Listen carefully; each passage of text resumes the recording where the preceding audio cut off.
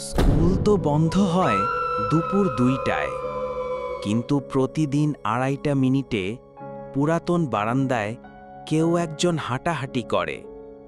কেউ দেখে না, শুধু শুনতে পায় ভারী পায়ের শব্দ, টুপ টুপ টুপ।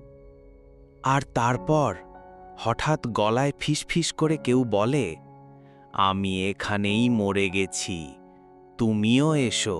গল্পটি প্রায় 100 বছরের পুরনো একটি গ্রামের স্কুলকে কেন্দ্র করে, যেখানে নতুন বদলি শিক্ষক হিসেবে আসেন অর্ণব স্যার। স্কুলের পেছনের অংশে একটি পুরনো 2 তলা বিল্ডিং ছিল, যা এখন ব্যবহারই হয় না। বিশেষ করে একটা পুরাতন বারান্দা আছে, যা ভূতের বারান্দা নামে পরিচিত। সেই বারান্দা দিয়ে যেতে ভয় পেত শিক্ষার্থীরা। প্রথম দিন অর্ণব স্যার এসব অশিক্ষিত ভীতির বিষয় পাত্তা দেন না। বলেন, ভূত বলে কিছু নেই, পড়াশোনা করো, ভয় পেও না। কিন্তু স্কুল ছুটির পর তিনি দেখলেন পেছনের পুরাতন বিল্ডিং থেকে একটা জানালা হঠাৎ খুলে গেল, আর বারান্দার মাথায় একটা সাদা কাপড় যেন ঝুলে লইল হাওয়ায়, অথচ বাতাসই নেই। দ্বিতীয় দিন তিনি সাহস করে বিকেলে একা সেই পুরাতন বারান্দায় গেলেন। চুপচাপ, পায়ের শব্দ হচ্ছে নিজের। হঠাৎ পেছনে একটা ছায়া। তিনি ঘুরে দেখলেন কেউ নেই, কিন্তু হাওয়ায় একটা ফিসফিসানি ভেসে এলো। স্যার, আমার পরীক্ষা শেষ হয়নি, আমি এখনো অপেক্ষা করছি।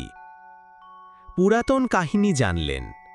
স্কুলের এক পুরনো দপ্তরি জানালেন, প্রায় 25 বছর আগে এক মেয়ে ছাত্র পরীক্ষার দিন হৃদরোগে মারা যায় বারান্দায় দাঁড়িয়ে। সে নাকি স্কুলে সর্বদা প্রথম হতো। তার আত্মা এখনও ওই বারান্দাতেই রয়ে গেছে। তার পরীক্ষাটা অপূর্ণ। তৃতীয় দিন রাত। অর্ণব স্যার সিদ্ধান্ত নিলেন প্রমাণ করবেন এই সব ভুয়া গুজব। রাত 2:30 স্কুলে গেলেন, সাথে একটা টর্চ আর ক্যামেরা। পুরাতন বারান্দায় পা দিতেই আবার সেই শব্দ, টুপ টুপ। আর হঠাৎ কেউ তার কাঁধে হাত রাখল। তিনি ফিরে দেখলেন এক সাদা জামা পরা মেয়ে, চোখ থেকে রক্ত ঝরছে, বলছে, স্যার, আপনি তো নতুন শিক্ষক, আমাকে একটা প্রশ্ন জিজ্ঞেস করবেন না? হঠাৎ সব অন্ধকার হয়ে যায়। সকালে অর্ণব স্যারকে স্কুলের মেঝেতে অজ্ঞান অবস্থায় পাওয়া যায়। এরপর থেকে অর্ণব স্যার আর স্কুলে আসেননি।